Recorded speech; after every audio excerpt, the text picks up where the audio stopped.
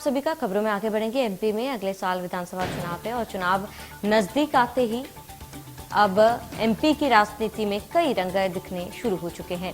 कांग्रेस में अभी अब गर्मा गर्मी तेज होने लगी है। पूर्व सीएम कमलनाथ ने नेता प्रतिपक्ष के पद से इस्तीफा दे दिया है। वहीं डॉक्टर गोविंद सिंह को नेता प्रतिपक्ष के पद पर नियुक्त कर लिया गया है। कांग्रेस में पिछले काफी समय से अटकलें चल रही थी कि कमलनाथ नेता प्रतिपक्ष और पीसीसी चीफ में से कोई पद एक छोड़ सकते हैं और इन अटकलों पर विराम लगाते हुए कमलनाथ ने नेता प्रतिपक्ष का पद छोड़ दिया। बताया जा रहा है कि डॉक्टर गोविंद सिंह दिग्विजय के खेमे के माने जाते हैं। वो भिंड जिले के लहार विधानसभा क्षेत्र से जीत दर्ज कर चुके हैं। ऐसा कहा जा रहा है कि डॉक्टर गोविंद सिंह को काफी लंबे समय से इस पद के लिए दावेदार माना जा रहा था और कहीं ना कहीं गोविंद सिंह इसी बात को लेकर प्रदेश नेतृत्व से खपा चल रहे थे। डॉक्टर गोविंद सिंह नेता प्रतिपक्ष बनने के बाद से काफी मायने लगाए जा रहे हैं। खैर, इसके पीछे कांग्रेस की क्या रणनीति है ये तो कांग्रेस की बेहतर जाने, लेकिन गोविंद सिंह के कांधे पर फिलहाल बड़ी जिम्मेदारी आ चुकी है। देखना ये होगा कि इस बदलाव से प्रदेश में होने वाले चुनाव में कांग्रेस को किस तरह से फायदा मिलता है और ये तो आने वाला वक्त ही बताएगा।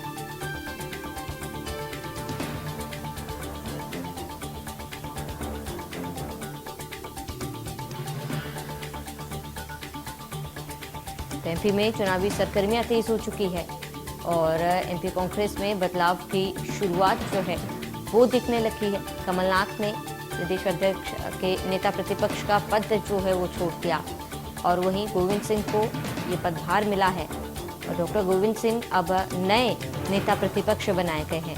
कमलनाथ ने नेता प्रतिपक्ष का पद छोड़ दिया। काफी समय से अटकलें लगाई जा रही थी कि पीसीसी चीफ और नेता प्रतिपक्ष दोनों पदों में से किसी एक पद से इस्तीफा दे सकते हैं कमलनाथ, और तमाम अटकलों पर विराम लगाते हुए कमलनाथ ने नेता प्रतिपक्ष का पद छोड़ा और डॉक्टर गोविंद सिंह को ये पदभार मिला। ज्यादा जानकारी के लिए संवाददाता कुलभूषण सक्सेना हमारे साथ लाइव जुड़ चुके हैं। कुलभूषण, बड़ी जानकारी जहां पर नेता प्रतिपक्ष का पद कमलनाथ ने छोड़ दिया और ये बड़ी जिम्मेदारी जो है गोविंद सिंह को मिला है, क्या कुछ तमाम अपडेट है?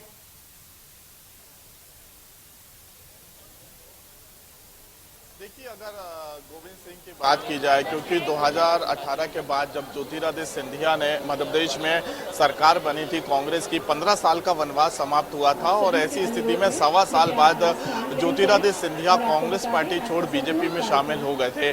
उसके बाद मध्य प्रदेश में कांग्रेस की सरकार गिरी थी और एक बार फिर जो है बीजेपी की सरकार मध्य प्रदेश में बनी।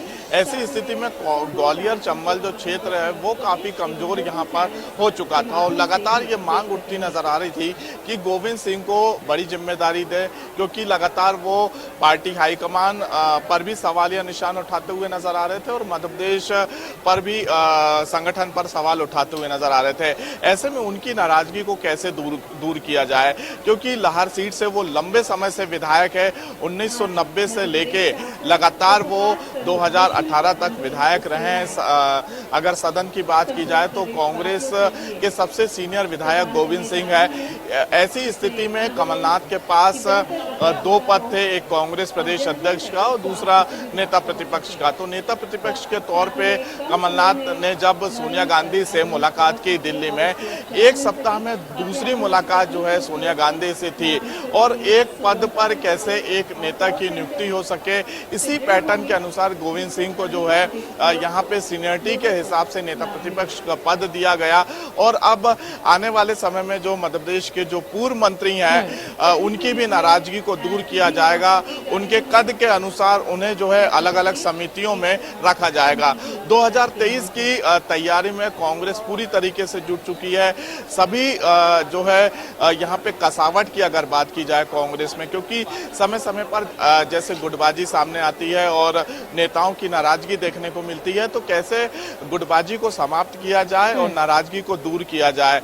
इसके साथ ही संगठन की मजबूती के लिए लगातार कांग्रेस कांग्रेस प्रदेश अध्यक्ष कमलनाथ बैठक करते हुए नजर आ रहे हैं और 1 मई को दोबारा वो अपने निवास में पूर्व मंत्री सहित 5 जो मध्य प्रदेश में कांग्रेस के दिग्गज नेता हैं, दिग्विजय सिंह, सुरेश पचौरी, कांतिलाल भूरिया, अजय सिंह, अरुण यादव, इनके साथ एक बार फिर बैठक करेंगे, 2023 की रणनीति बनाएंगे। 18 के पहले जब कमलनाथ को मध्य प्रदेश की कमान सौंपी गई, जब वो प्रदेश अध्यक्ष बने, तो जो गुटबाजी चरम पर थी, सबसे पहले उन्होंने मध्य प्रदेश की गुटबाजी को समाप्त किया, एक मंच पर सभी नेता को वो एक साथ लाए और उसके बाद जो है 2018 में सरकार बनाई।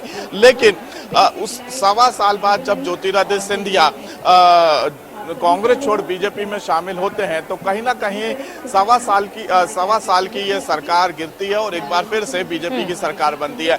लेकिन ग्वालियर चंबल बेल्ट की अगर हम बात करें तो ज्योतिरादित्य सिंधिया के बीजेपी में शामिल होने के बाद